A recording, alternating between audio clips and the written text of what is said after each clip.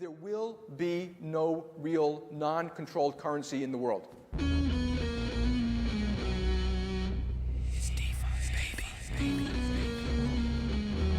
coming for you, Banks. Bitcoin is punk rock.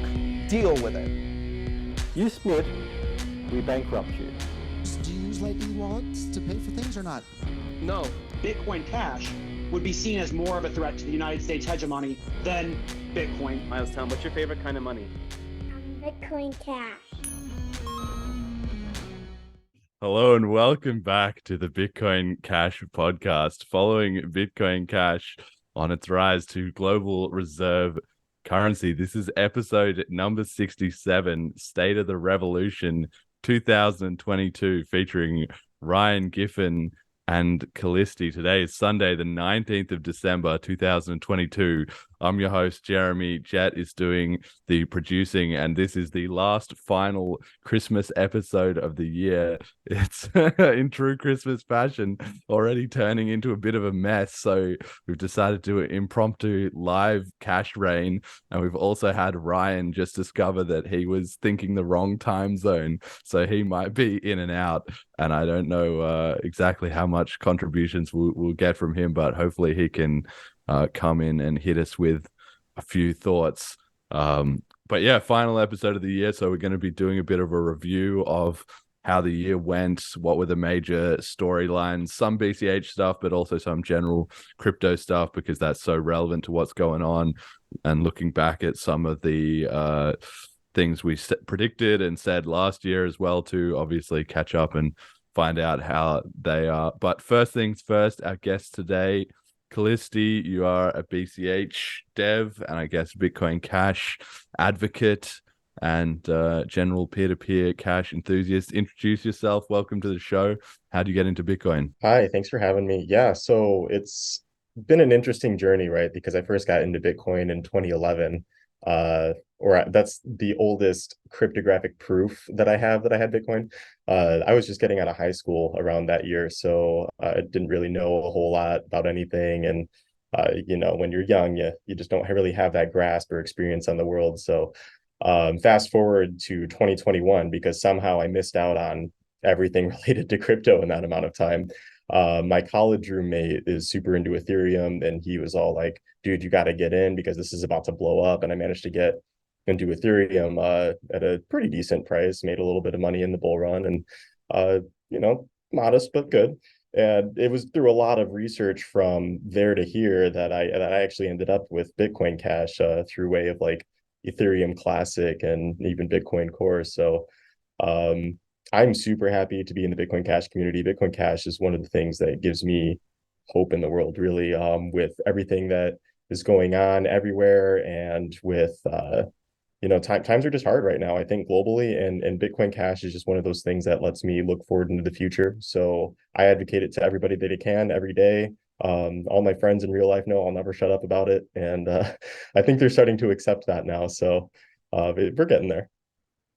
Well, that's definitely the case for me too, and I guess probably Jet as well too. You just become known as like, oh, that guy with his one thing, just like people have, I don't know, a particular sport or a particular band or whatever that they like. And it's kind of a bit annoying in some ways to get a little bit like typecast into that. And I don't go out, shilling it 24/7 to everybody. But on the other hand, I think that's actually probably how Bitcoin Cash progresses, right? Is because to make crypto, to stand out in crypto, like for Bitcoin Cash to get an edge in people's mind, that's what it takes, right? Is that somebody's hearing about crypto and blah blah blah, all these different coins, and they can't figure out which ones are real or not, and then they know, but then they can think in their mind, oh, I know this one person, they love Bitcoin Cash, all right, let me look into that. And as long as we have that strong branding, I think it makes a difference. And you're doing some mining as well, right? You were just telling us a bit before the show. Yeah, I've got my little Antminer S9. It's a small unit. It pushes like 12 to 14 terahash. And we have it optimized to 980 watts. So we're trying to be mindful of the power consumption, really, because I'm using it for home heating. Like I use it to heat this room that I'm in. And when it was a little warmer outside, I mean, we're down to like 25 Fahrenheit now. It was 40 Fahrenheit a couple of weeks ago. So it was heating the whole bottom floor of my house a little bit better, keeping it a nice, comfortable like 65 to 67 Fahrenheit. It's not working as well now. I would need to get another one for like the other side of the house, but it's still nice. It works basically as a space heater. I mean, I checked with the other space heater that we have in the house, and that's actually pushing out 1200 watts. And I don't get paid to run that one. So it's actually offsetting the gas cost to heat my house, and that's pretty cool. It all came from actually my local Bitcoin group, Bitcoin core group. And shout outs to them. Hopefully any of you guys are listening today. But there was one guy in particular who's super into mining. He goes all over the US with helping people with different mining operations and whatnot. So he's got the hookup, and he hooked all of us up in the Bitcoin group. Whoever wanted one could buy a miner, of course, in Bitcoin. This is no fiat transaction. And unfortunately, I had to convert some of my Bitcoin Cash into BTC, but that's okay because any adoption is good adoption. And as long as we're using Bitcoin, we're winning. So I'm happy. And then, so are you then kind of, do you feel like powerful on the network? What pool do you mine in, or do you switch it around, or what, you just got it all configured and set up and then you just leave it? How much active maintenance does it take? It was pretty much fire and forget. As soon as I got onto a pool, actually I'm using a P2 pool run by a well-known Bitcoin casher. Thank you. You know who you are. And yeah, I'm pulling in like 0.005 BCH every 24 hours. Actually, the mining's been really crazy later. We've been getting all sorts of blocks. I think there's some big miners that keep pushing hash power onto the network and then taking it off to mess with the difficulty so they can mine some coins. Because if you actually look on an Explorer, there's quite a few small transaction wise, not many transactions, I guess data wise too, but they're all mostly going to like just a handful of miners. So it's kind of interesting to see that and how that's impacting my own mining operation. I'm kind of making more money for it. It's weird. That's super cool. I can definitely see a world where, because the mining started as kind of like a hobbyist thing that people did with their home laptops and stuff, and now it's all professionalized and industrialized and whatever else, and so you're just like a tiny fraction against the huge mining farms. But on the other hand, as time goes on, I can see it kind of as more and more people get into crypto and get involved, or maybe they do the same thing and they run one miner or two miners, and maybe it's at a slight loss just for the fun, or maybe they use it as a heater like you're doing or whatever. And so maybe that it will come around that the big mining pools are actually genuinely contending with huge chunks of like hundreds of thousands of decentralized individual users who if they're not coordinated, then it doesn't really matter. But if the big pools start up some shenanigans, then all the like individual users all group together onto a different pool to push back. That's the true decentralization of Satoshi and everything. It's amazing to see. Shout out to everyone in the chat. We've got a bunch of new first time chatters: Bitcoin Judas, Y4, Natty 4, Gehani 89, Sana 81293, Who's the Player, Pamish Pam, Limengru 69. So Cashrain has been kicking off still, and we're going to touch on that in the show today. But let's get on to the markets then. So price of Bitcoin Cash this week, USD 102.68 cents USD. That's actually down, although I had up on the slide. One BTC now buys 163.4 BCH, so BCH down a little bit there, and one Ethereum is 11.5 BCH, so that's actually flat. We're not going up or down against Ethereum. So I guess now that you're mining, that's also kind of like a little bit of sort of dollar cost averaging via paying your electricity bill in one sense. But how do you handle volatility in the price or the markets? Do you trade a lot? Do you have a bunch of cryptos? Tell us about your financial plays with BCH. So I'm not a trader, first off. I am only a buy and holder. I am only a spender. I try to spend my Bitcoin Cash wherever I can. Peer-to-peer is preferred. I've only done one actual peer-to-peer transaction. I bought a ultra wide monitor from a Bitcoin casher from Telegram, and effectively got the monitor for half off of retail price thanks to that. So that was pretty cool. I mean, a modest amount of BCH for me, a nice monitor in return, and that's the way it's supposed to be. Then let's see, there's also purse.io is probably the rest of where I do my spending.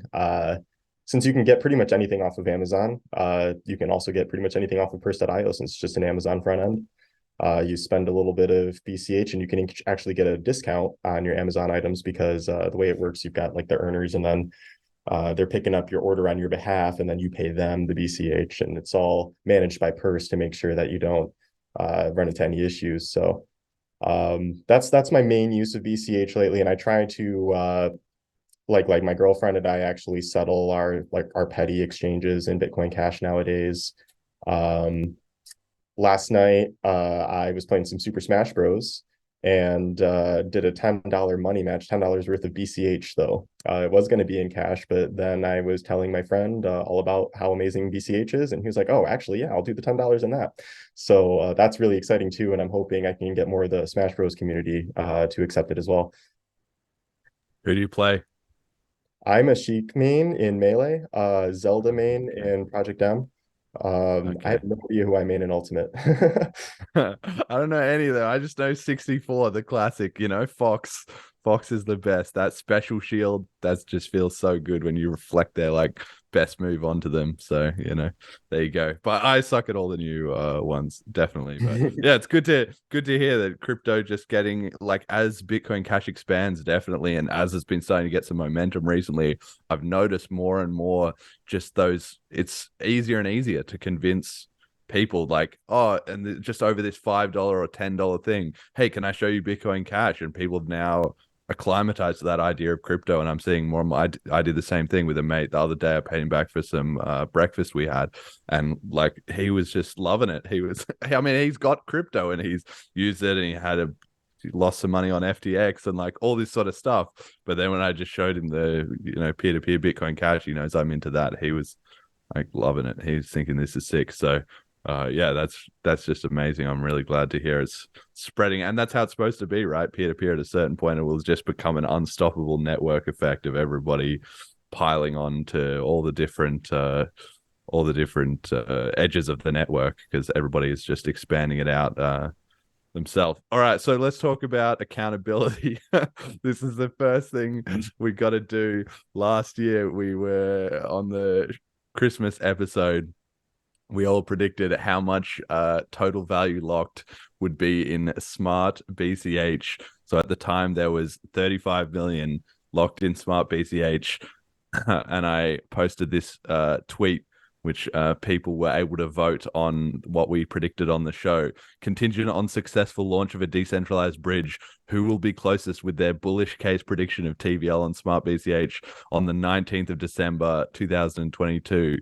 So the options were 170 million, Ryan, 20% of people like that. 370 million, Vlad went 16.7%. 700 million, Jet, 18.9%. And 1 billion for me, Jeremy, 44.4%. Well, as it happened, Smart BCH died. It blew up. So the actual answer is actually 4 million. It's not zero, but it was only 4 million, and I don't know how much money you could actually get out of that. So obviously we were all catastrophically wrong in that sense, but on the other hand, we did put in the caveat that there had to be the successful launch of a decentralized bridge, which also didn't happen. So in that sense, we've kind of got a bit of an excuse, but overall, I think we just completely failed. But I don't know, Kallisti, have you got any thoughts on the whole? I mean, we'll talk about all the crashes and problems and all that, but looking back 1 year ago, what were you kind of thinking about the prospects of BCH over that year, and did you have a greater vision for how we were going to get to, or do you think in hindsight it kind of went well or not? So I mean, BCH in general, I think has really been on an uptrend over the past year. I mean, if we look a little bit at the history, I would say 2020, very tumultuous year.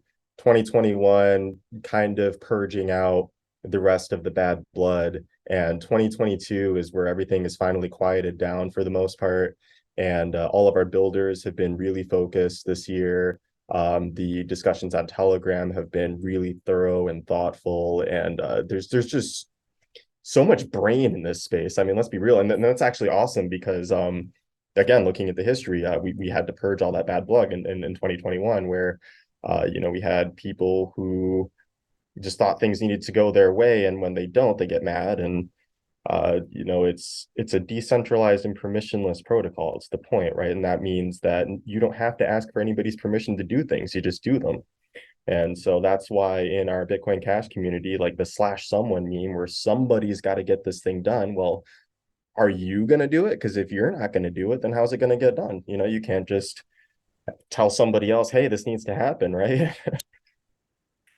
Yeah, that's been a great uptrend, I would say, in the community in terms of, like when there's problems, like for instance with this smart BCH fiasco that there was, obviously there was a lot of pointing fingers and so on and so forth, but for the most part people really kind of acknowledged, like, okay, we shouldn't have been as trusting with this as we were straight away. We should have been more willing to listen to people who were raising the alarm and like stuff like that, right? So I was very glad that people took a lot of self-responsibility about that, in terms of if they were involved themselves and lost money. Okay, there's some people who were cheesed off, but for the most part it was kind of like, oh, I took that risk myself and I kind of suffered the consequences. And that's a very healthy thing to see in a long-term trend for a community, that they're willing to own up to when we make mistakes, right? You can't just make any progress without screwing up along the way, and the only way you learn and get better is if you acknowledge, okay,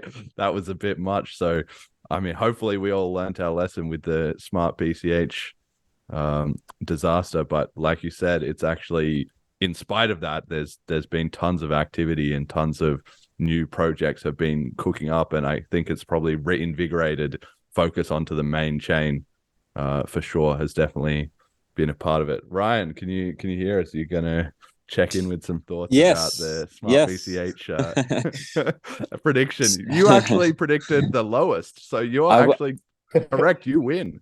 I thought I think that, like you said, like the biggest thing is owning it. It was the closest, but certainly was hoping that the bridge would get solved in the decentralized manner. But I think the biggest thing for me to take away is, while we're trying to be innovative and do all these other things, just being peer-to-peer cash is our heartbeat. Being on chain, that's my biggest takeaway, and I think that is what's allowing Bitcoin Cash to hold strong during, we're seeing all these other coins, fall past us in ranking, and all these coins that were once so promising, like Luna or FTT and all these things, just fade away. And maybe at the end we just return back to good old peer-to-peer cash, and maybe we don't have to be more than that. But I'm okay if we are, but that was the mission, and maybe that mission is good enough.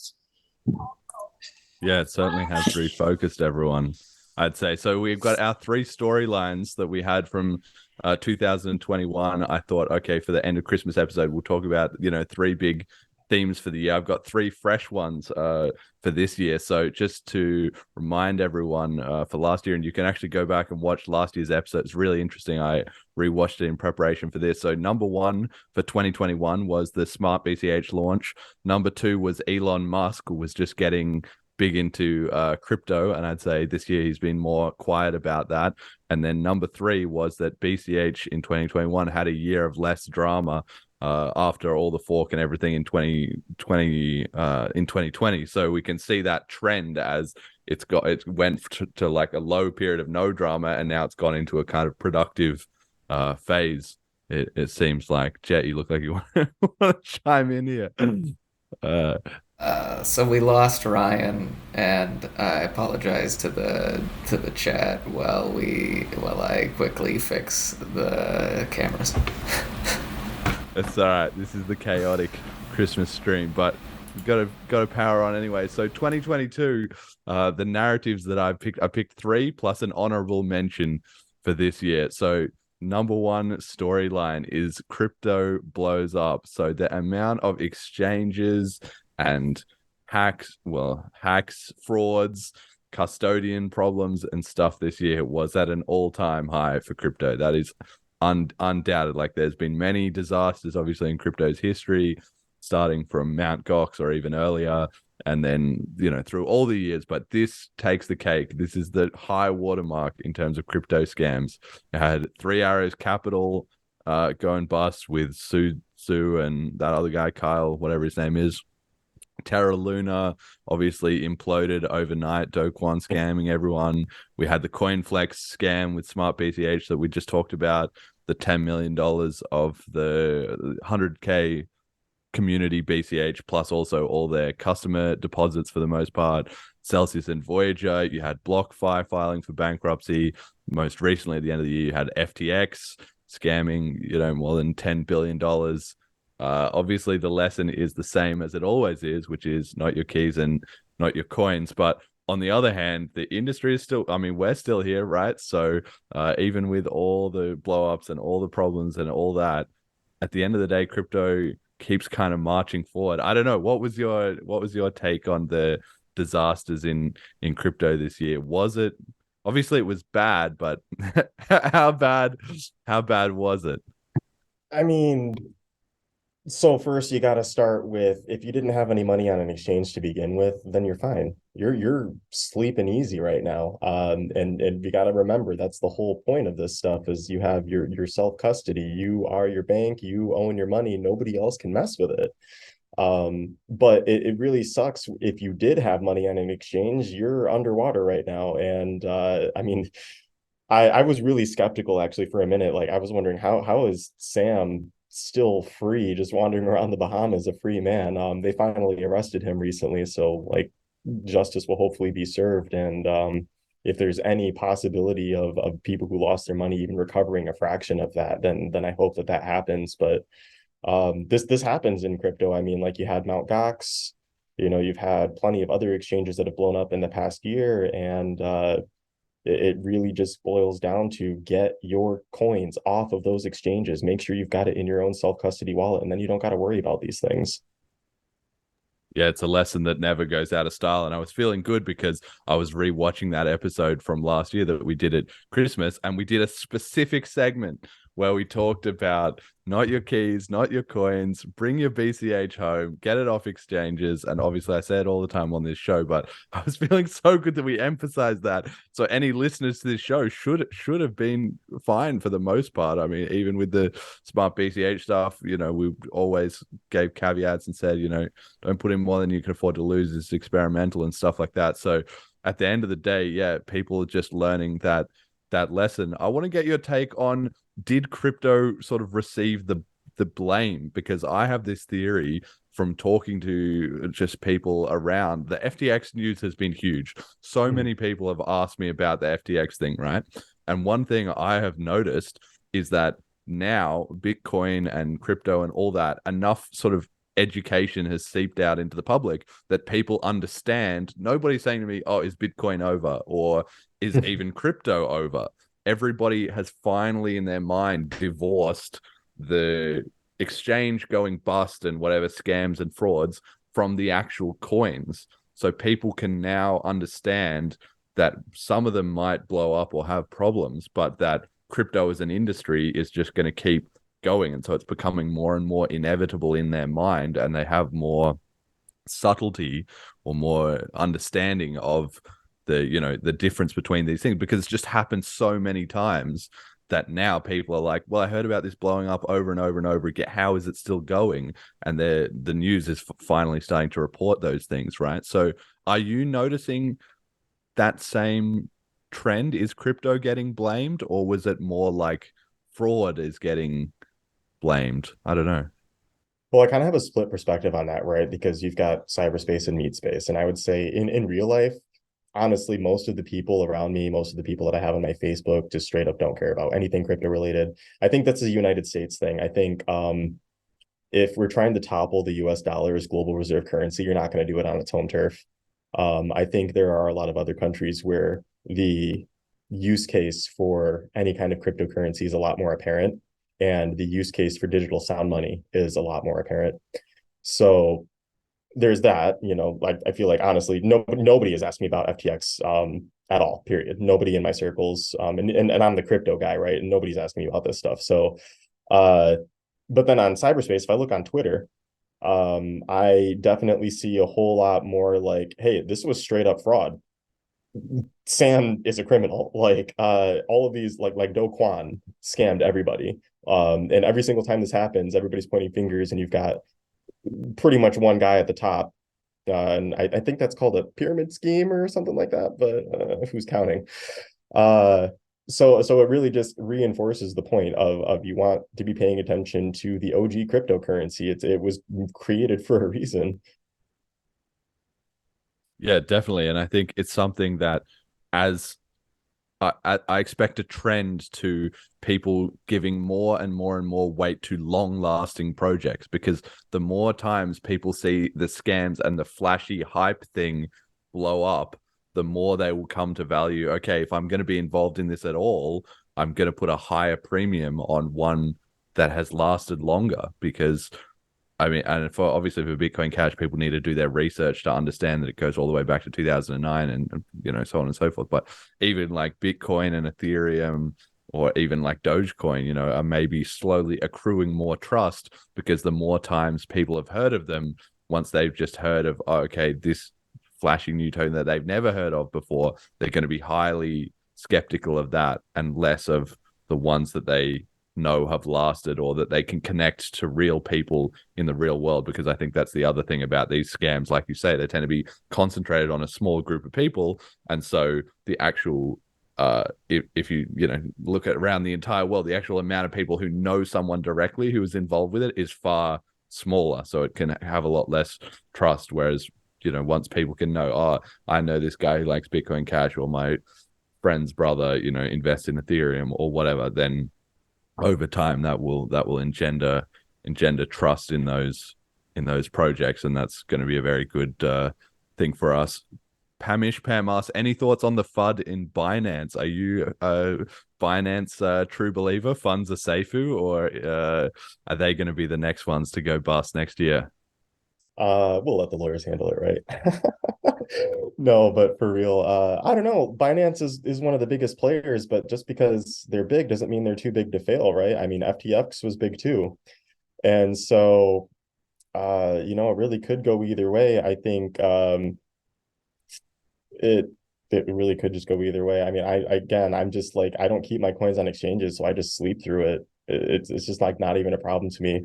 I use Coinbase, and I mean, because I'm in the US and they're all like regulated and whatever. So I mean, again, and not keeping my coins on exchanges, I don't trade, so I just literally sleep. And so that's what I would never ever recommend any of my friends to trade or try to treat crypto like a stock or anything, because that's going to get them in trouble, and then let's be real, they're going to come after me for it. Yeah, exactly. You're going to get blamed. Pam says, all my BCH is on Binance. I really hope you're joking about that. Because if you aren't, right now, it's time. Right now. It's, yeah, just fire up the wallets and get that money out of there. Because if you just look on this slide, like Three Arrows Capital, Terra Luna, Coinflex, Celsius, BlockFi, FTX, if you're not getting the message that not your keys, not your coins, well, then eventually they are going to vanish. That's not even not even a question. It's when. Exactly. So please take that seriously. And on that note, I've got a whole slide in here for bring your BCH home. That was the message last year, and I think we're going to have to make it a yearly reminder, the Christmas special, to just look into your self-custody and whatever, because it's at Christmas. People do have spare time. They're on holidays. You know, maybe they've slowed down a little bit. They're not in the rush of every day what's going on, and it's a time that, I don't know, people review their finances and stuff like that. Maybe they set some new resolutions for the new year. So just seriously, back up your keys and take self-custody, and then you just won't be affected in the next year of scams and problems, and you know what have you. Give yourself the gift of peaceful sleep for Christmas. That's it. Give yourself the gift of self-custodied crypto, and you will never regret it. I promise. Okay, So, well, I guess I shouldn't say that because maybe they're screwing up some of the way, but just, yeah, do it, figure it out.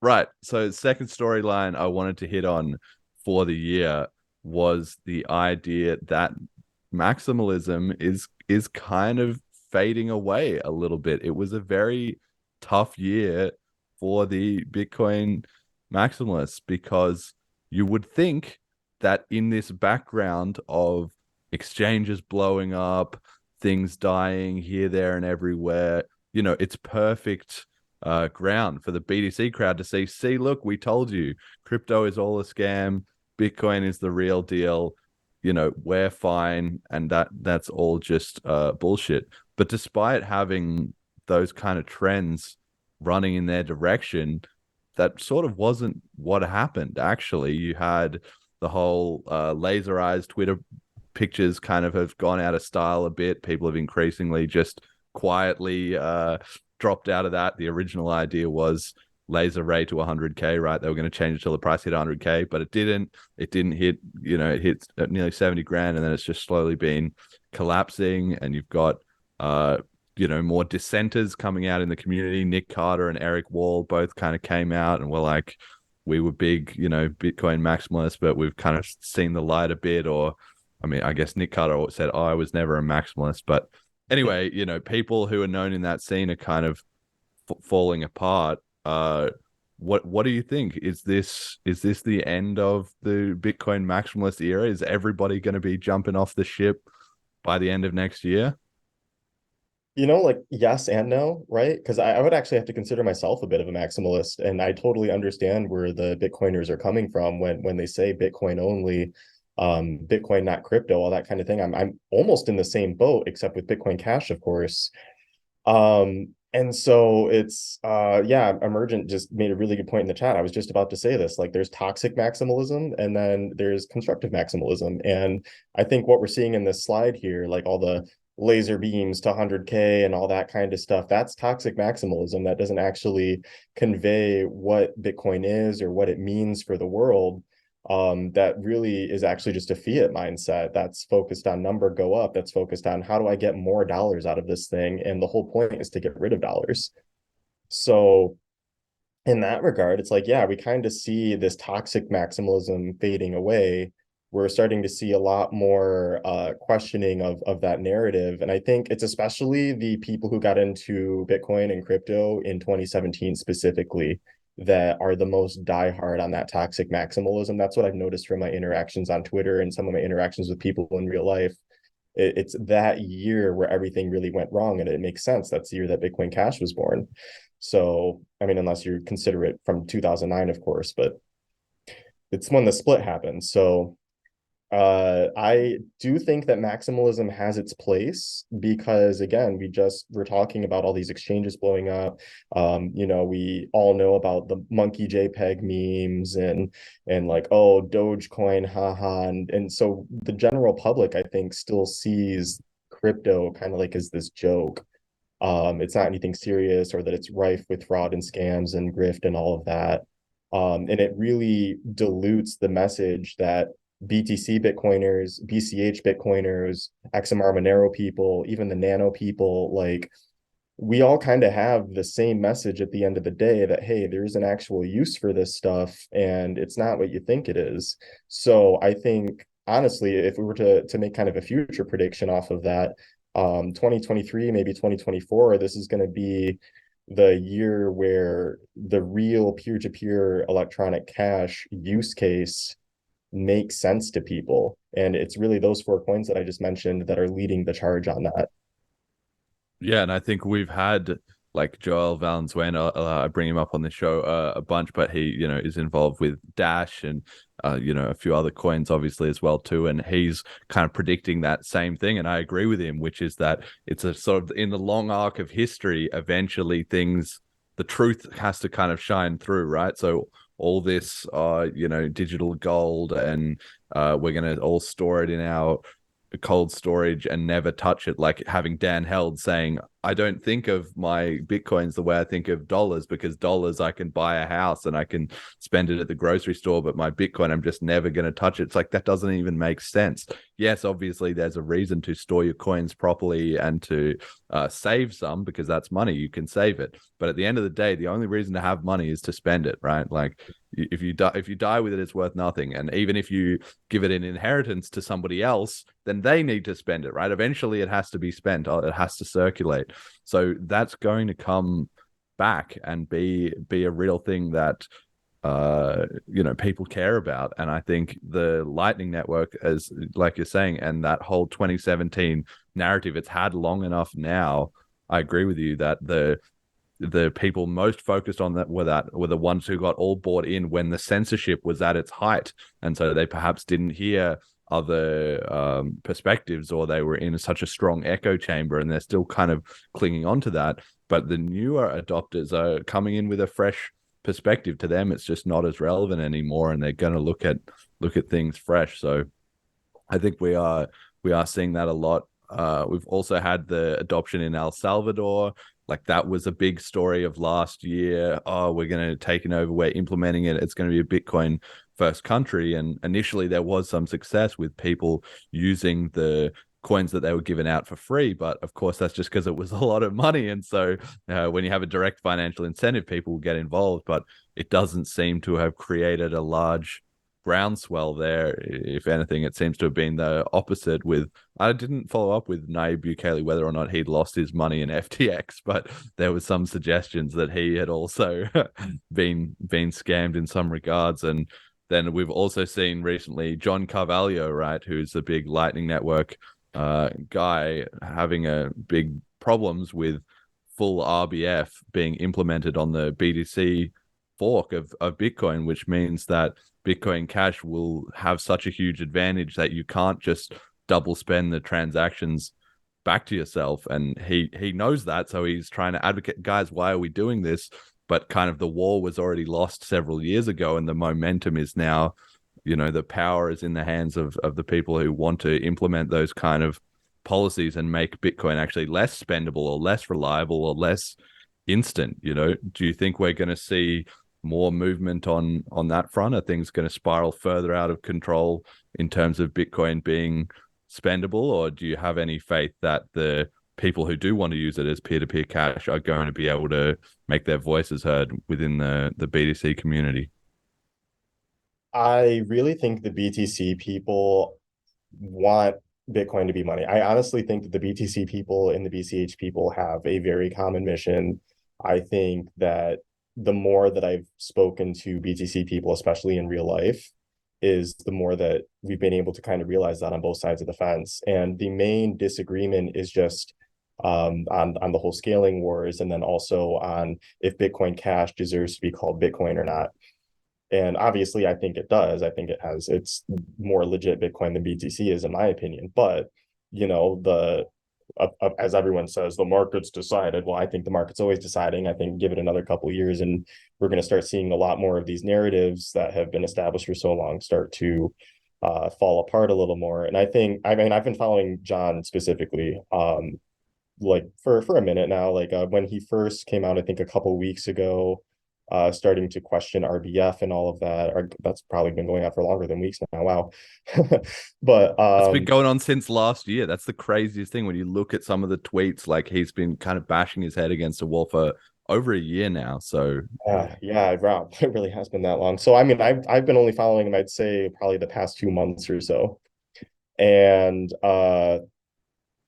he is so close to getting it. I feel like, I think he does get it. He's very intelligent. He runs he's got all these products that are already built on Bitcoin. So I think he gets it probably more than most people.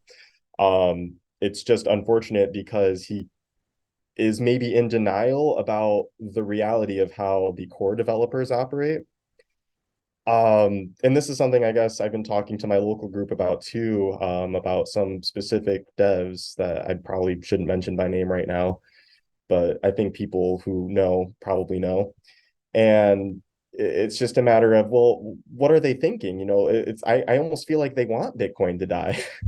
You know, because why are they making these changes that directly impact the usability of the network and that directly impact business use cases that are already established? It's not just John, but like the Moon Wallet people too, and other parties. I mean, it's why are we breaking established use cases and then ignoring these major users who have a major platform with a major user base on top of that?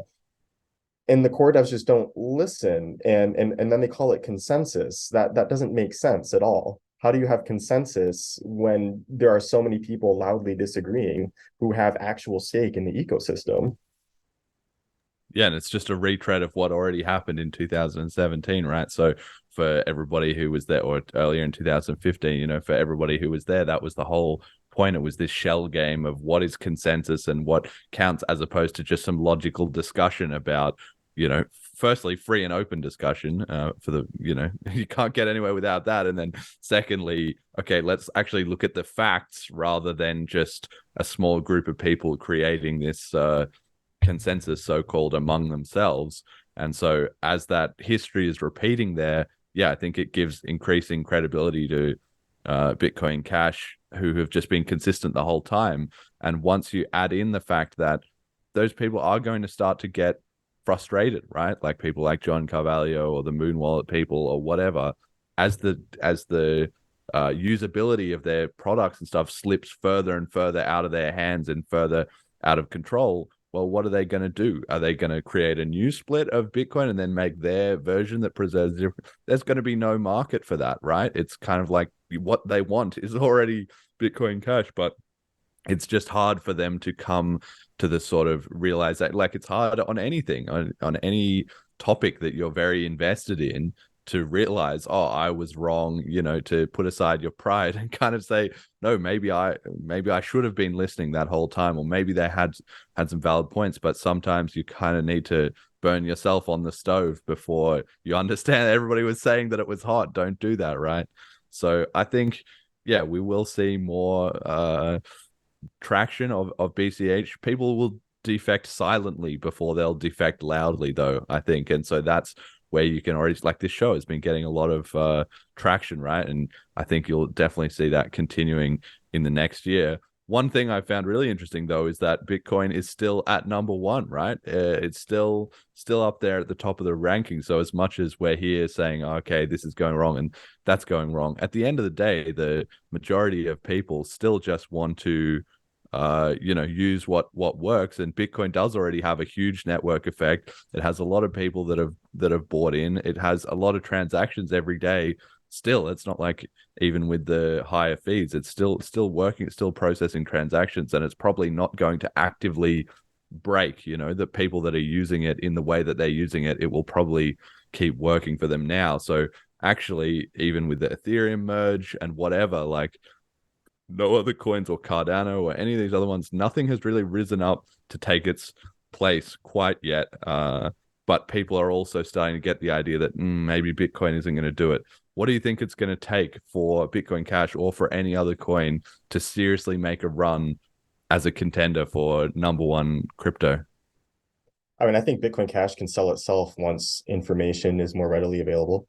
Like, for instance, this podcast, just your website has a huge compilation of just amazing resources to help anybody get involved with the ecosystem.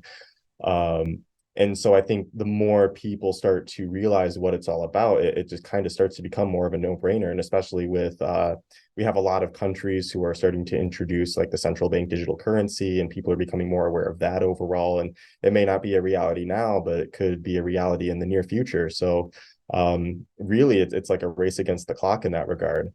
But Bitcoin Cash, I mean, we've been building a lot over the past year. We've been attracting new developers, some very talented people. I mean, even I myself and you, of course, we've got our stuff that's in the works too, and it's going to be really exciting. I mean, in 2023, in the bottom of the bear market, it's the time to build. It really is. And so what Bitcoin Cash needs to start to launch forward are some killer apps like Cashrain. And I think it's coming up soon. We're about to see who claims that. Yeah. We should be 24. 24 minutes, it says in my browser. It seems like I set it for 1 hour. I guess we started the show kind of later than we expected. Oh, okay. I've just refreshed the page and it's down to 14 minutes. So yeah, Cool. we So should be soon. seeing that in the next 15 minutes. And yeah, like Kim.com has been absolutely crushing it with that with that app. Like the amount of traction that it got us was massive. And I was really surprised to see earlier today that they've got active Cashrains 52. So there's 52 people running a Cashrain right now, and think about how many total people that means are getting paid out, and it's still just in that like closed beta. So once it all gets properly launched and just the floodgates are open, I can really see it kicking off. Yeah, it's absolutely amazing. Okay, so we got our third storyline that I have selected here for 2023 was Bitcoin Cash in St. Kitts. Obviously, the first two were more sort of general crypto topics, but I couldn't go past this one. Has been such a huge upgrade and such a huge win. Sunny Gehani, that's my nomination for a BCH MVP of 2022, and also props to Fiendish Crypto for assisting him a lot in that. But even if you go back and look at the show from last year, there wasn't any mention of St. Kitts because nothing had happened there yet. It's all been in the last year, and maybe even more like the last 9 or so months, the last 9 to 11 months, that adoption on the island as actual peer-to-peer cash just started emerging seemingly out of nowhere. Obviously, it wasn't out of nowhere. It was Sunny and a bunch of people putting in a lot of good work, but it all just started coming together really nicely, and everybody there, because they were trading on chain and they were doing it that way, they were unaffected, even as there was all these crypto blow-ups and problems and whatever. If we'd been doing a bad job there, then the first couple of exchange blow-ups would have just wiped out the whole little organic ecosystem, but that didn't actually happen. So obviously we had the BCH 2022 conference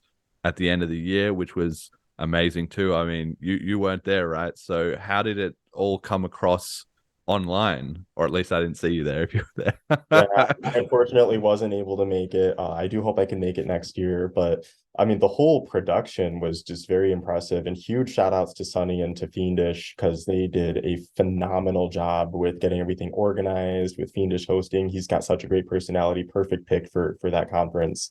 And Sunny, I call him the adoption warlord. He's going multiple countries, getting tons of merchants onboarded. Last I heard, and this was a couple months ago, he had onboarded single-handedly over 400 merchants.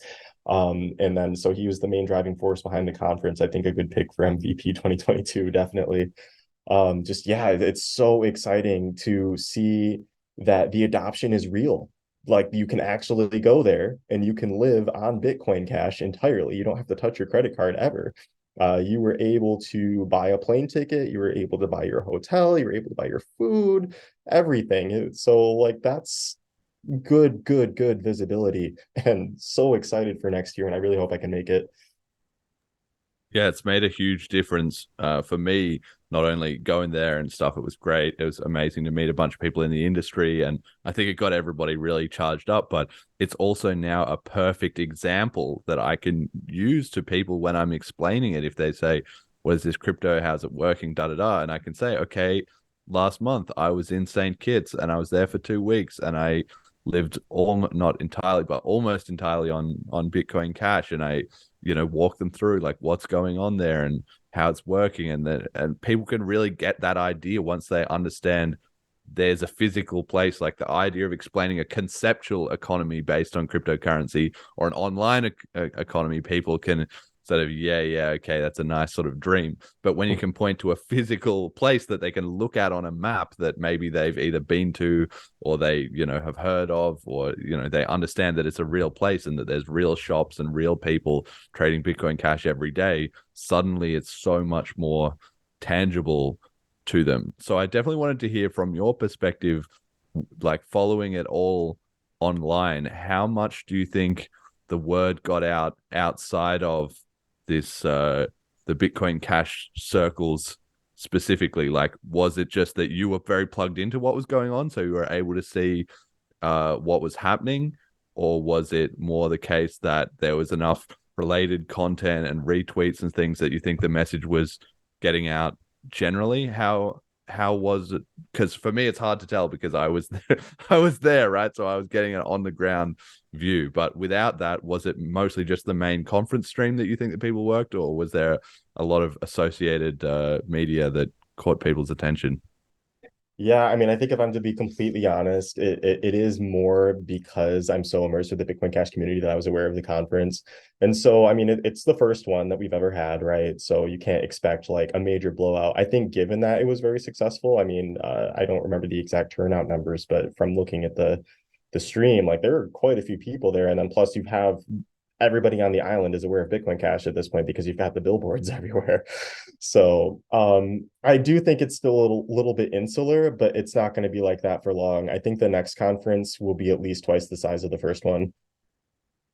Yeah, the word definitely does seem to be getting out, and I agree with you that probably that seemed to me most likely that's how it was, that there was a good few people there and it was a good event, and even like the online streams and stuff, a few people checked into it, but it wasn't going like mega viral among the crypto space or something. But hopefully as momentum builds and more people are going there for tourism, it obviously builds on itself. And I think at some point it's likely to be that some large sort of crypto influencer hears about this and thinks, I'm going to go check it out. And then they make some content, and hopefully they'll be sort of surprised or impressed with how things are going, right? You've seen obviously different people going to El Salvador to do their I'm on the ground in El Salvador. Here's how it was. Although to be fair, even some of the largest crypto media, influencer type of people, like, I don't know, Pompliano or like BitBoy or whatever, even them are not necessarily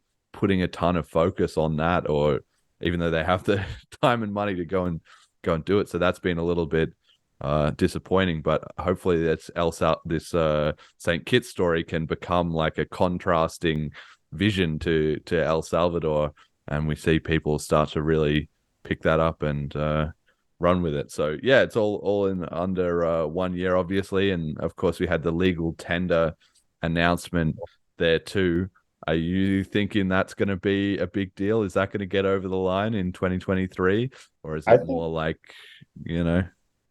I mean, like, so I was just thinking about the legal tender too, and if we're talking about things that are going to break out of the BCH bubble, that's newsworthy, it's going to be that, right? Because even already the conference didn't really make headlines, but what was announced at the conference, which was the actual prime minister, or was it the minister of finance or the prime minister? No, it was the prime minister. Yeah, so the actual prime minister of St. Martin is going on the record and saying we are targeting legal tender for March 2023. That's a headline. That's global news, and that actually did make it out of the BCH bubble. We saw some pretty big personalities on Twitter tweeting that out. A lot of people are really confused. Wait, why Bitcoin Cash? Why not BTC? And they're going to learn. Yeah, exactly. So yeah, it was the Prime Minister of St. Kitts said that, but then you also have MP Bryson in St. Martin's also. Oh, I mixed it up. Pushing as well. So yeah, so we've got but that's why it's even more amazing is I don't know that was necessarily in the mainstream coverage either, but you have those two parallel sort of bites at the apple kind of thing, right? So it's even more like not just one, but you can see it kind of spreading a little bit in the region, and hopefully that will also be a part of the story. If things get rolling in one place, then it can easily follow in another one afterwards, I'd say. So I've got an honorable mention story here as well too. This one I just couldn't. I wanted to get the sort of maximalism chat in there as one of the storylines because I think it was one of the biggest storylines of the year. But I also couldn't go past the fact that I definitely needed to give an honorable mention to the rise of BCH apps. So even with the smart BCH meltdown and stuff, like you said, there's been a lot of talent actively coming into the scene, especially on the engineering front.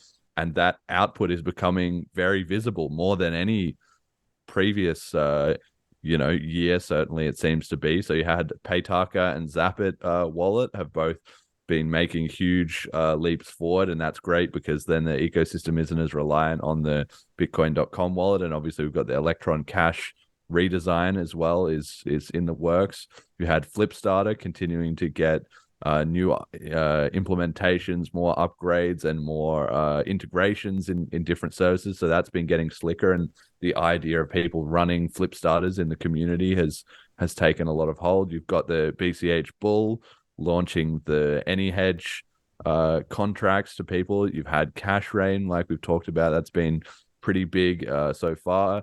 Recently had Melroy, shout out to him, making the new Block Explorer, which has been actually fantastic, and it's amazing to have some of those critical pieces of crypto infrastructure run by Bitcoin Cash sort of native people or focused people, because you know that they're not just going to suddenly, delist BCH or go down or whatever. If he needs to run a Flipstarter, the community can obviously support that.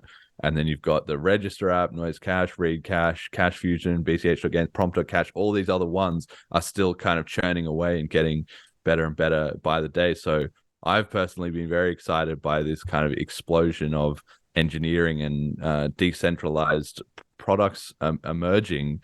What do you make of all this? Why is it? Why now? And are we going to see more of this in the new year? I mean, why now? It's just because now's the time. Again, it's just history. We've been working on stuff for so long that it's kind of inevitable that now we have cool products. I know General Protocols has been working really hard for at least the past year on the AnyHedge and BCH Bull stuff, and now we're starting to see success. And there were a lot of like smaller pieces that needed to be built out first, like oracles.cash. And so I also know that GP was supporting Smart BCH to a pretty significant degree. And so they had to recover from that as well. So I think it's really awesome that despite the fact that Smart BCH imploded, that GP is still going strong. And then I was also kind of thinking it's almost a blessing that we rebranded to Bitcoin Cash, because now we have all of these cash themed apps, right? and going into the future, if we don't have paper cash so much anymore, we might be able to actually co-opt the name Cash, which would be better than co-opting the name Bitcoin. Let's be real. But that aside, it's just really cool that we have had all of this new talent come in. I think it's because, again, like the censorship has kind of melted away, time has gone on, the truth is going to prevail, and as more information is available to the public, is more people is going to start getting interested in that. And that includes people with engineering skills and with ideas, and more entrepreneurs who have business ideas who can make this stuff a reality. I mean, Kim coming out with Cashrain, he's, an OG web investor, right? He was responsible for Mega Upload. He was very popular in the .com bubble. He literally named himself .com legally, I found out. Yes. So, and he named his kid Cash as well. He named his kid Cash.com. Cash.com. Like, what the heck, dude? I love it. I love it. I'm like almost envious that he gets to do that legitimately. But yeah, I don't know. I guess you could change your name as well too, mate. Kallisti.com. Like he might think you were coming in on his brand if you did that. Cash Kallisti. I kind of like that one actually. I can't. It kind of sucks that my name starts with a K, because if I do 3 Ks in a row, that's really bad. Yeah. No, you want to avoid that. But like you're saying, the cash branding is, I think, in the short run, and it was such a huge problem, and maybe there's a different world where we just ran with the original Bitcoin branding. But it has been pointed out on this show before. I think it's an excellent point that having the whole cash thing, because CBDCs are coming in, and you can already see a lot of people kind of starting to push back a little bit, or think, wait, we need cash. Like, this is actually a very important part of the economy, and it's a very important tool for people's financial rights and so on. So being kind of associated with that, even those would be the people who might be by default skeptical of cryptocurrency or, any CBDCs. But if they can at least look into Bitcoin Cash, they might understand that we're on the same page with them, and certainly preserving that narrative of the changing definition of cash from one to the other as physical cash goes kind of extinct, would be excellent. Okay, my Cashrain now says that I can send to everybody. The actual 328 people have submitted into the Cashrain. So I'm just gonna. I gotta get on my PC and make sure that I actually logged on my end. Oh yeah, okay. Did you get into it? You've got Tried logging 10. in on this machine, and it's like I don't know. I think an update happened, so I'm not logged in anymore. I tried to log in with Twitch, and yeah, I don't know. I Okay. gotta figure it out. Well, you're following the community anyway, I think. So you're gonna be in there, I guess. All right, so let me just send that bad boy off, and we'll just cash rain to everyone. 1 BCH, 1.003 BCH, $102.42 rained out to everyone. Oh, they've upgraded the graphic there. That's pretty awesome. At the guy got $25.61. So pretty good if you're the guy. Alnair Ferdinand, Naratoshi J, Nomi J448, and Althea 14 also picking up $2.50 each, and then obviously a bunch to everyone else in the next 330. So there you go. Cashrain still crushing it, and I'm really looking forward to that in 2023. I can easily see it kind of going viral at a certain point. Calico Pilot asking in the chat, how does someone get Cashrain? Yeah, so you'll need to get an invite at the moment because there was sort of an open beta, but it's now locked off, and you need to get an invite from someone in the community, and I'm out of them actually. So those will be in pretty short supply, but I'm sure it'll be opening up soon, and maybe Kallisti can get you one of those to get on the hype train now. Right, but yeah, crushing it on the apps front for Bitcoin Cash, been absolutely fantastic, and I'm really looking forward to seeing what the community comes up with in 2023. All right, so we got a segment here that I thought we could have for the year called 90 50 10. So this is a game that I've seen people playing on sort of other streams or other content, where you have to make 3 predictions for the next year. The first prediction has to be a 90% chance that you think it'll happen. The second prediction is a 50% chance that you think it'll happen, and the third prediction is a 10% chance of happening. So it's really as simple as that. Like, you got to kind of go something that probably will happen, but there's always a chance it doesn't. Something that it's a bit could go either way on, but you think, yeah, maybe this will turn out, and then you got to go for one long shot that you look like a genius if it all comes together. So I asked you to prepare. Do you want to go first or me? I don't mind either way. Are you confident in your predictions? Well, let's start with 90%, and we can see what we both came up with here. So okay, Jet should have one as well too, actually. So I hope he does anyway. Cool. All right, so let's see.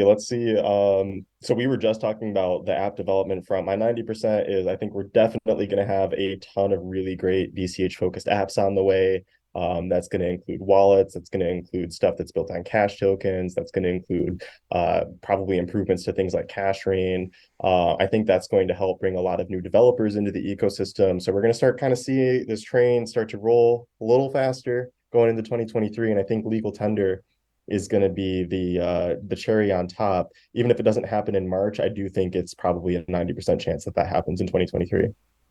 Okay, so you got to go 90% for the legal tender and also for an explosion of apps. I like that. My 90% prediction is that the podcast, the Bitcoin Cash podcast, will double in size, I think. So at the moment, I guess it would depend by what kind of metrics you have. But at the moment, for our audio downloads, we get about 700 downloads a month. And I think by the same time next year, we might be closer to, 1,400 or 1,500. It does grow, sort of in fits and starts. It's not just like a smooth one up. Like, if there's a lot of price action on BCH, suddenly a bunch of people get involved and suddenly they don't. But I think the scene will be moving more in the direction of Bitcoin Cash is starting to break through, and with all the apps and all the associated stuff, I think pretty good chances that even if there's not a ton of huge price action, that the show will be getting more traction and more interest. So that's my 90% prediction. Jet, what's your 90%? This one's rough because I had thought about it actually for quite a bit today, and I'm not sure I can say I'm 90% sure of anything related to crypto, right? Like, especially with seeing the smart BCH stuff at the start, it was like, oh wow, I'm definitely gonna eat my words if I go that route. So I would say 90% chance of happening would be legal tender. I would say I'm a higher percent chance than that. And I don't know, maybe the prediction should be about when. And I would say I'm trusting Sonny on this one. I'm going to say before March. That's my 90% prediction. Okay, Benton 406 says, where are we making the predictions? Well, you're free to make your own prediction in the chat, and I'll read it out if you have 3 good predictions, and then we'll follow up on that next year as to whether you were correct or not. Okay, so that was the 90% takes. So now we've got the 50% takes. Kallisti, what's your 50% take for 2023? All right, so 50-50 BTC, like mass exodus kind of deal. Maybe not a mass exodus, but we might start seeing a lot more of the prominent BTC people more loudly converting over to BCH and not just quietly. Because for any of the BTC guys that are listening, trust us, we're here on the front lines watching you guys convert, so we know. Another 50-50 would be like imminent CBDC release. Like I know the governments are working on that in the background. They're going to spring it on us when they're ready. And that could be 23. It really could be. Well, if you're going 50% chance of that in 23, then you would assume that it would be at least as likely the following year, right? So that means like well upward of like 75, or 80% by, the end of 2024. Like you're saying very good odds by like Jan 1, 2025 that the CBDCs are going to be rolling out and getting on to people who, yeah, scary one, but I probably agree with you. It's funny, we were thinking along the same lines. I was thinking we were going to have, maybe a 50-50 chance of John Carvalho making a big rage quit out of BTC, whether he defected to BCH or he joined up to another crypto that inspired him, or if he just left the industry altogether, a la sort of Mike Hearn. I was thinking along those lines, but I thought, no, that's kind of a separate thing. I was actually going to say 50-50 for legal tender. It's interesting. Both of you two have said 90% for legal tender. I think there's good odds, but I can also just see there's just so many, ways that it can just kind of slip through the cracks, and it's not really a done deal until it's done kind of thing. So yeah, I'm going to go with 50% chance that BCH gets onto legal tender, which maybe that's underselling it a little bit, but no, I think there's a good chance. MP Bryson's a big asset to our community because he understands exactly what we're all about and he actually interacts with us. And I don't think he's just blowing smoke. We've even seen, he gave us that little sneak preview of the Word document. I think 2023 is a solid prediction. I really do. Politicians going to politic, right? But that kind of goes both ways. Yeah, true. Shout out to MP Bryson, absolutely crushing it. And the episode that I did with him, number 65, I think it was, in St. Kitts, has been super well received. I've had a bunch of people that have been listening to that, and even my mum was like recommending it to her friends when they were asking her about crypto. So it's hitting more of a nice mainstream, appeal, and very understandable stuff, not way down the crypto rabbit hole. So that's been excellent. Jet, what's your 50% prediction 2023? A little playing with the numbers here. I think my 50% prediction is that 50% of cryptos in the overall market will drop 50% or more. Ooh, I like that. Oofed. Yes, that's a big one though. We've already had quite significant downturns this year, right? We've had a lot of red in the market. You think it's going to go a lot lower overall, really? This is completely dependent on more exchanges shitting the bed, but yeah. Okay, if Binance blew up or something, I could definitely see it. I sort of feel like we're already fairly low. There's always room to go down further, and maybe BCH is closer to the bottom than I don't think we'll go down another 50%. Okay. Yeah, I don't either. I frankly don't. Yeah, we must be close. Maybe a to flash the bottom, candle. by now. Yeah. Okay. All right. 50% chance that at least 50% of the cryptos go down 50%. That's yeah, you nailed it. Nailed it there. That's the true 50%er prediction. Okay. And Kallisti, you got your 10% chance. What's your long shot for what we see in 2023? The flippening. That is, yeah. I had thought the same. I had thought the same. That's not going to be my 10% prediction, but that was kind of on my mind. That would be pretty quick. Like maybe what kind of elaborate a bit? What's the scenario? How does it play out? Cashrain goes viral, and then I don't know. John Carvalho defects on the BCH, and then whatever. Michael Saylor just decides Bitcoin Cash is the real Bitcoin. How would it actually play out? It'd be more John than it would be Saylor. Saylor's going to be last off the boat. Let's see. So, I mean, it's between the immense amount of development we have going on, the awesome developments that we're anticipating here in 2023. And again, because you and I are builders, we both know that some of these things are definitely going to happen because we're literally doing it ourselves. / someone, right? So then on top of that, you have the BTC toxic narratives all crumbling very rapidly, actually more rapidly than expected. I think John Carvalho's narrative right now is one of the most telling signs because for those who are unfamiliar with some of the Bitcoin Cash history, John was on stream with Roger Ver, one of the first Bitcoin entrepreneurs, period.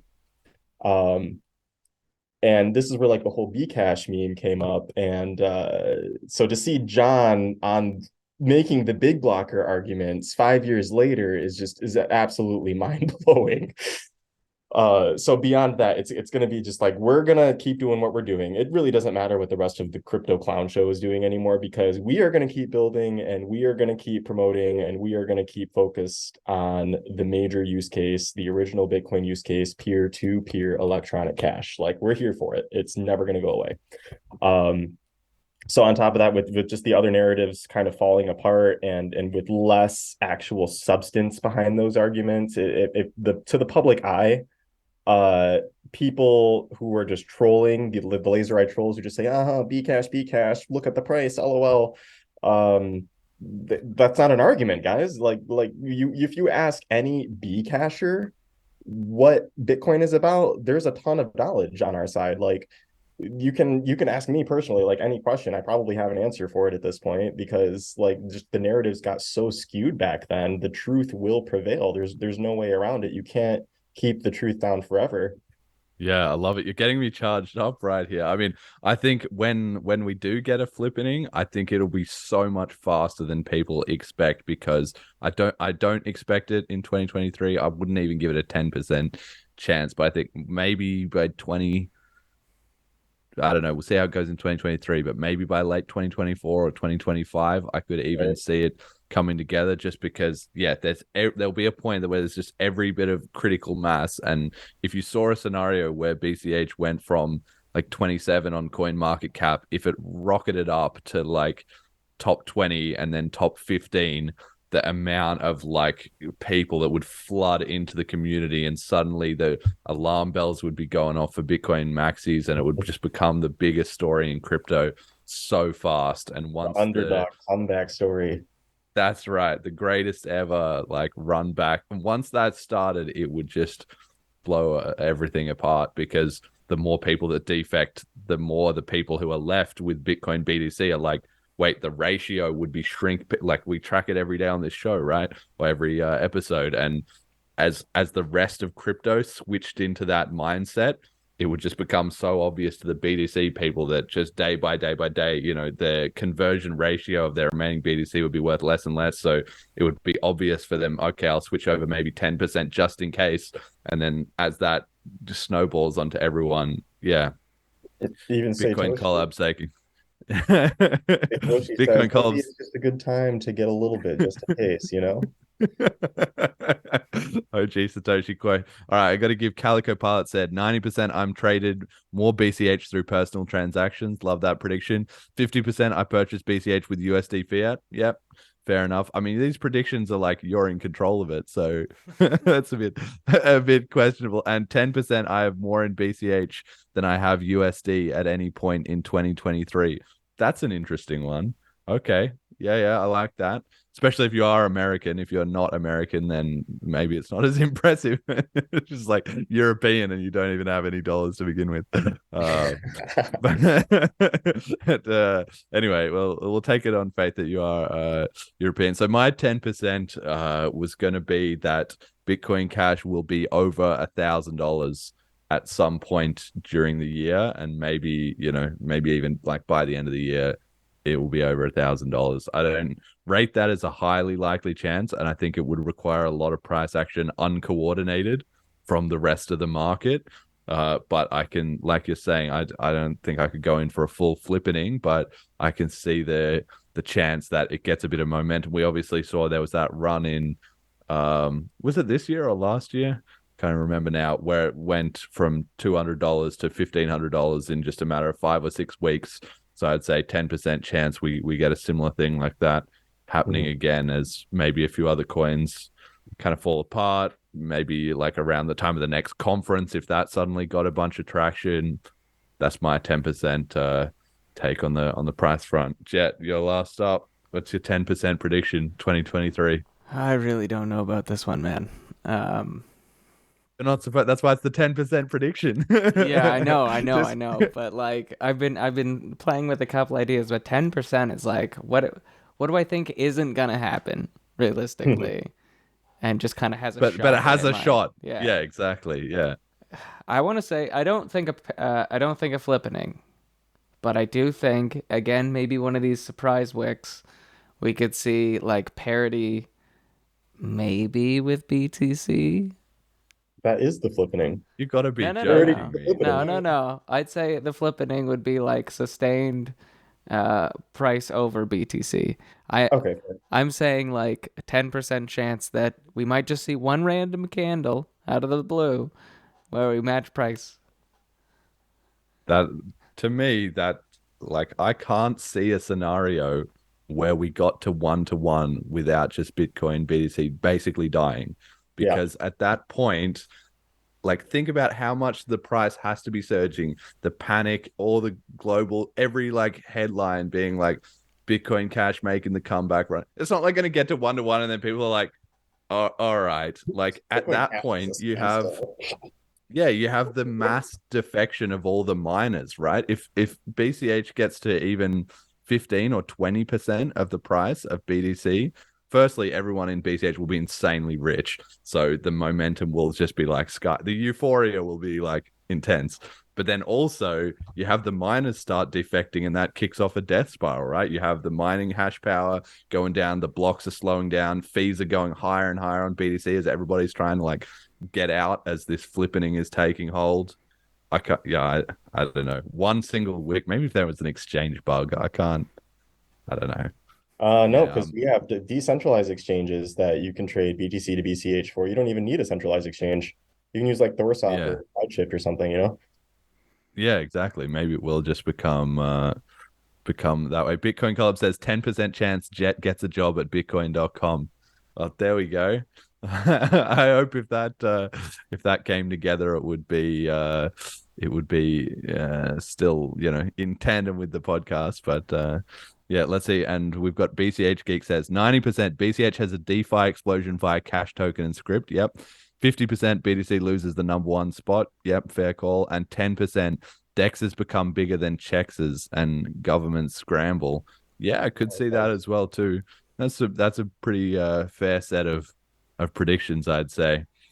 All right, so then we've got our other retrospective that we've got from last year, message to the community. So we have message to the community on every show, but last year I made it a special one for the Christmas episode where we said 2021 was the year of what, and 2023 will be the year of what, fill in the blank. So on last year's show, we had a whole bunch of different opinions there. Vlad said that 2021 would be the year of recognition, or was the year of recognition. No, he said 2021 was the year of recognition and 2022 would be the year of revelation. Ryan said that 2021 was the year of recalibrating and 2022 would be the year of attacking. Jet said that 2021 was the second death of Satoshi and that 2022 would be the year of utility. And I said that 2021 was the year of rebuilding and 2022 would be the year of independence. So before we put in the new phrases for the next year, what do you make of these adjectives in hindsight? Was this accurate, Jet? Are you holding to your prediction? Second death of Satoshi, and was 2022 the year of utility?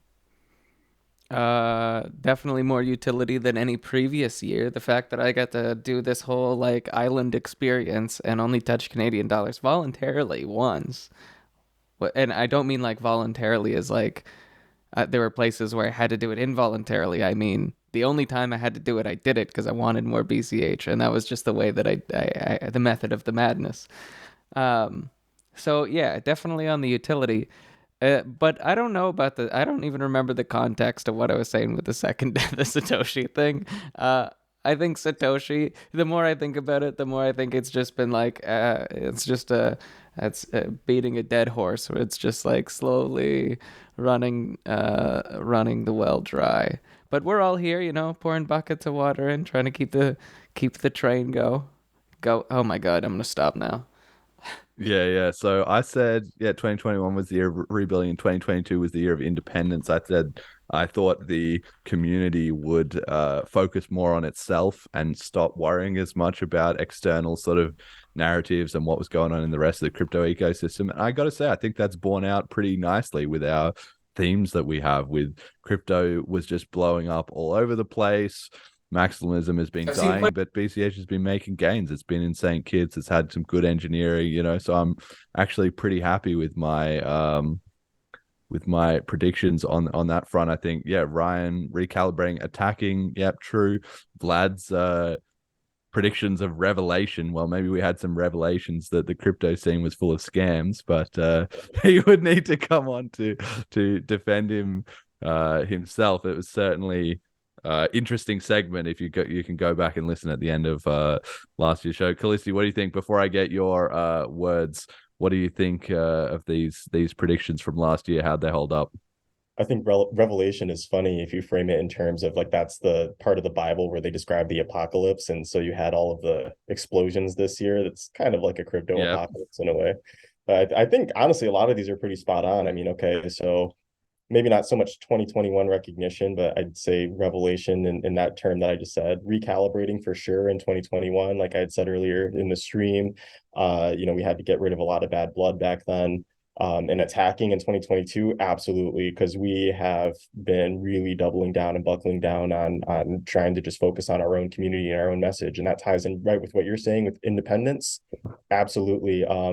Over the past year, maybe year and a half, Bitcoin Cash has been really focusing on its own brand, its own message, its own products, really kind of stray away from the whole us versus Bitcoin core thing, because really nobody cares. Guys, if we can sell ourselves, we really can. We have the superior product. So independence for sure. Utility, I think that's going to come next year. I think 2022 was not focused on utility at all. I think it was still focused on grift, just like 2021 was. You were at the conference, in the opposite direction. Okay, so I'm talking about global crypto. If we're talking just BCH, then yeah, for sure. But if we're talking crypto in general, like, no, there was still so much that needed to get washed out. Next year we'll focus on utility. But yeah, rebuilding, and in fact, for my 2021 prediction, or I'm sorry, message, I guess it would be.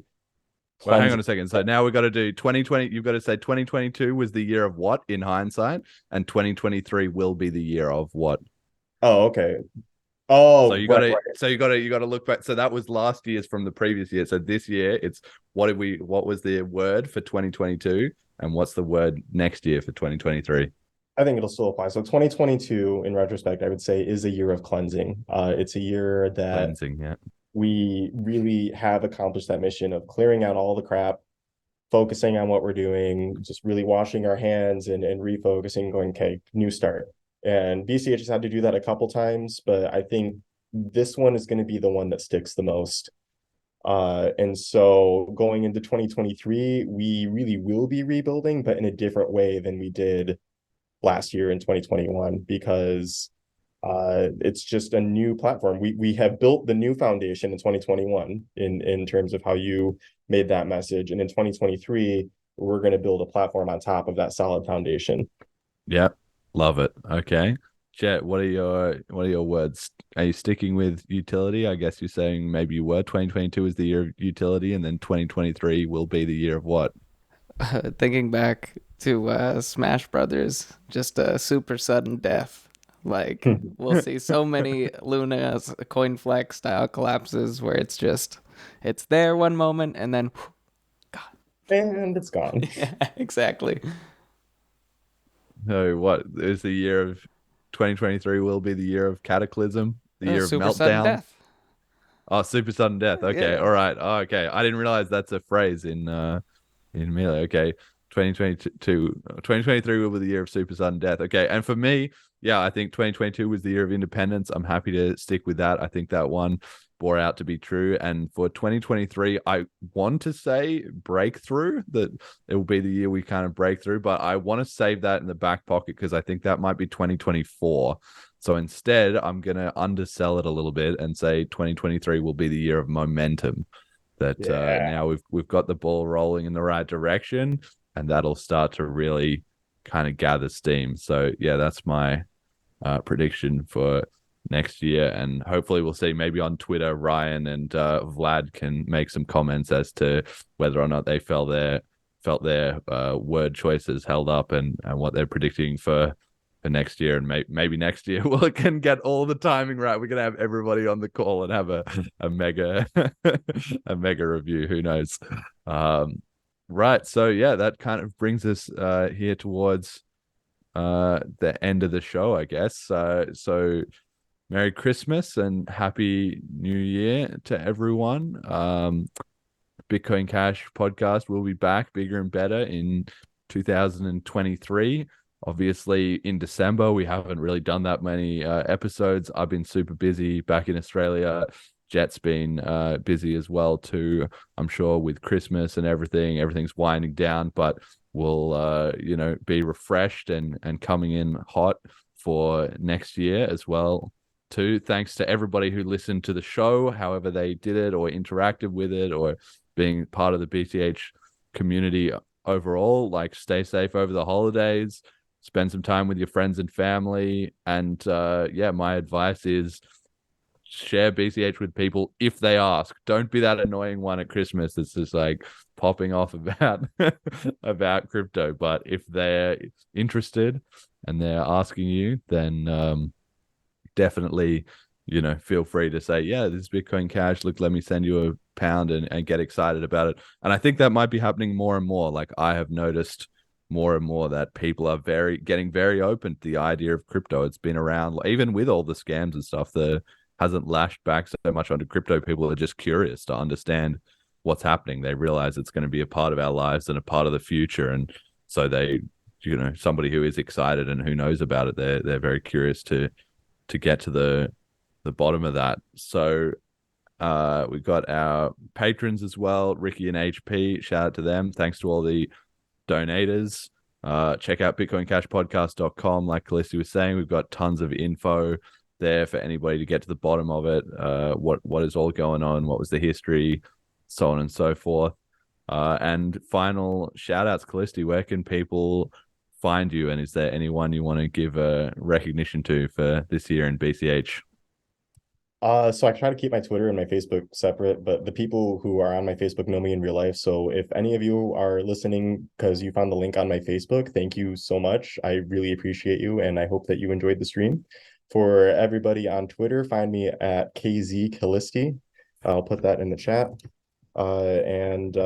Listen to me ramble about BCH. I really appreciate everyone solid. Listening. Yeah, thank you. Grassroots, peer-to-peer, word of mouth. That's exactly how it should be going down. Jet, who's your shout outs for the end of the year?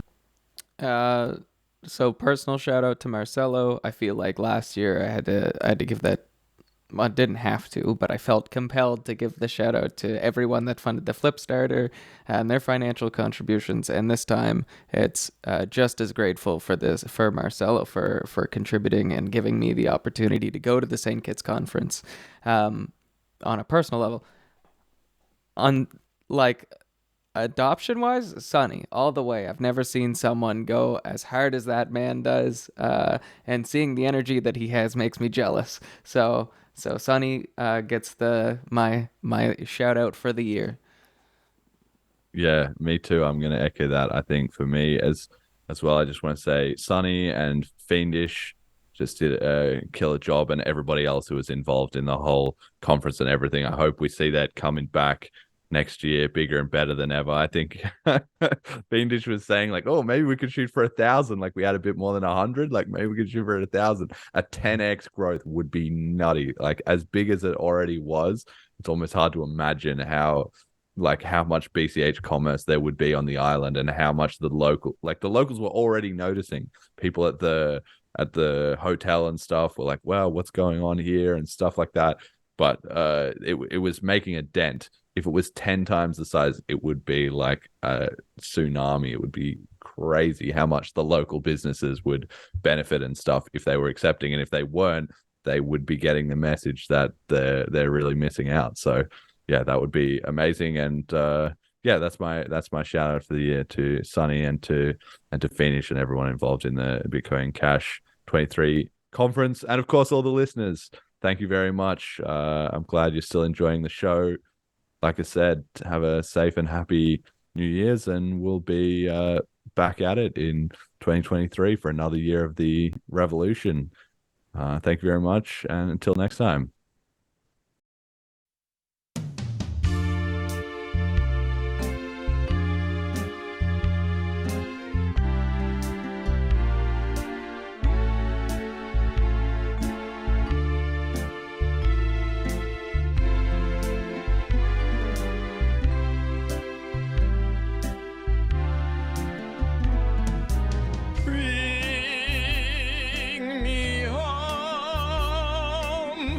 Christmas